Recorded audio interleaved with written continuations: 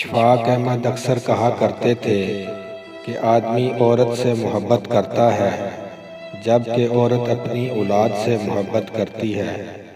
اس بات کی مکمل سمجھ مجھے اس رات آئی۔ یہ گزشتہ صدی کے آخری سال کی موسم بہار کی ایک رات تھی۔ میری شادی ہوئے تقریباً 2 سال ہو گئے تھے اور میرا بیٹا قریب 1 برس کا رہا ہوگا۔ اس رات کمرے میں 3 لوگ تھے، میں، میرا بیٹا اور اس کی والدہ۔ 3 میں سے 2 لوگوں کو بخار تھا، مجھے کوئی 104 درجہ اور میرے بیٹے کو 101 درجہ۔ اگرچہ میری حالت میرے بیٹے سے کہیں زیادہ خراب تھی، تاہم میں نے یہ محسوس کیا کہ جیسے کمرے میں صرف 2 ہی لوگ ہیں، میرا بیٹا اور اس کی والدہ۔ بری طرح نظر انداز کیے جانے کے احساس نے میرے خیالات کو زیر و زبر تو بہت کیا، لیکن ادراک کے گھوڑے دوڑانے پر عقدہ یہی کھلا کہ عورت نام ہے اس ہستی کا کہ جب اس کو ممتا دیت کر دی جاتی ہے تو پھر اس کو اپنی اولاد کے سوا کچھ دکھائی نہیں دیتا، حتیٰ کہ اپنا شوہر بھی، اور خاص طور پر جب اس کی اولاد کسی مشکل میں ہو۔ اس نتیجہ کے ساتھ ہی ایک نتیجہ اور بھی نکالا میں نے، اور وہ یہ کہ اگر میرے بیٹے کے درد کا درماں اس کی والدہ کی آغوش ہے تو یقیناً میرا علاج میری ماں کی آغوش ہوگی۔ اس خیال کا آنا تھا کہ میں بستر سے اٹھا اور ماں جی کے کمرے کی طرف چل پڑا۔ رات کے 2 بجے تھے، پر جو ہی میں نے کمرے کا دروازہ کھولا وہ فوراً اٹھ کر بیٹھ گئیں، جیسے میرا ہی انتظار کر رہی ہوں۔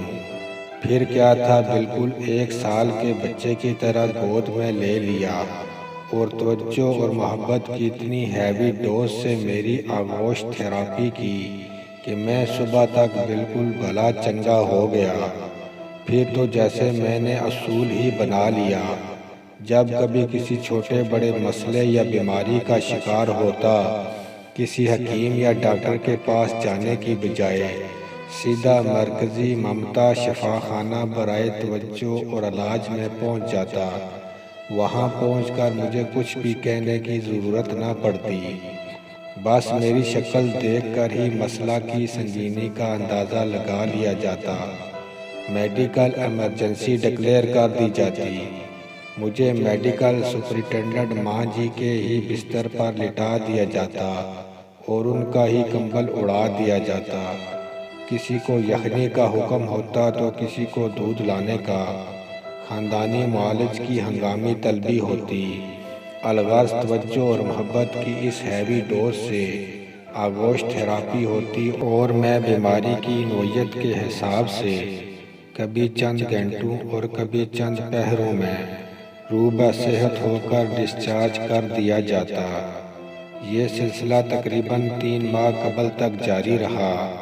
وہ وسط نومبر کی خنک شام تھی، جب میں فیکٹری سے گھر کے لیے روانہ ہونے لگا تو مجھے لگا کہ میں مکمل طور پر صحت مند نہیں ہوں۔ تبھی میں نے آغوش تھراپی کروانے کا فیصلہ کیا اور گھر جانے کی بجائے ماں جی کی خدمت میں حاضر ہو گیا۔ لیکن وہاں پہنچنے پر اور ہی منظر دیکھنے کو ملا۔ ماں جی کی اپنی حالت کافی ناگفتہ بے تھی۔ پچھلے کئی روز سے چل رہے پھیپھڑوں کے عارضہ کے باعث بخار اور درد کا دور چل رہا تھا۔ میں خود کو بھول کر ان کی تیمارداری میں جت گیا۔ مختلف ادویات تیں، خوراک کے معروف ٹوٹکے آزمائے، مٹھی چاپی کی، مختصر یہ کہ کوئی 2 گھنٹے کی آؤ بھگت کے بعد ان کی طبیعت سنبھلی اور وہ سو گئیں۔ میں اٹھ کر گھر چلا آیا۔ ابھی گھر پہنچے آدھا گھنٹہ ہی بمشکل گزرا ہوگا کہ فون کی گھنٹی بجی۔ دیکھا تو چھوٹے بھائی کا نمبر تھا۔ 100 طرح کے وہم ایک پل میں آ کر گزر گئے۔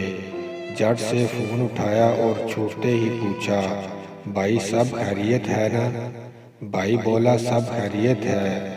وہ اصل میں ماں جی پوچھ رہی ہیں کہ آپ کی طبیعت ناساز تھی، اب کیسی ہے؟ اوہ میرے خدایا، اس روز میرے ذہن میں ماں کی تعریف مکمل ہو گئی تھی۔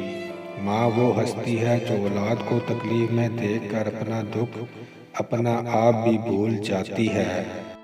پیارے دوستو، مورالٹی پروڈکشن کے پلیٹ فارم سے ہم نے آپ کو یہ خوبصورت تحریر پیش کی ہے جس کا لب لباب ماں کی ممتا ہے۔ اگر یہ ویڈیو آپ کو پسند آئی ہے تو اس کو فیس بک اور واٹس ایپ کے ذریعے زیادہ سے زیادہ لوگوں تک شیئر کیجیے۔ ہو سکتا ہے اس ویڈیو کو دیکھ کر کسی کو سیدھی راہ مل جائے اور کسی کے غم دور ہو جائیں۔ فیوچر میں مزید ایسی ویڈیوز حاصل کرنے کے لیے سبسکرائب کے بٹن کو پریس کر کے مورالٹی پروڈکشن کا حصہ بن جائیے۔ اب اجازت دیجیے، اپنا اور اپنے ارد گرد کے لوگوں کا خیال رکھیے اور مورالٹی پروڈکشن کے ساتھ جڑے رہیے۔ شکریہ۔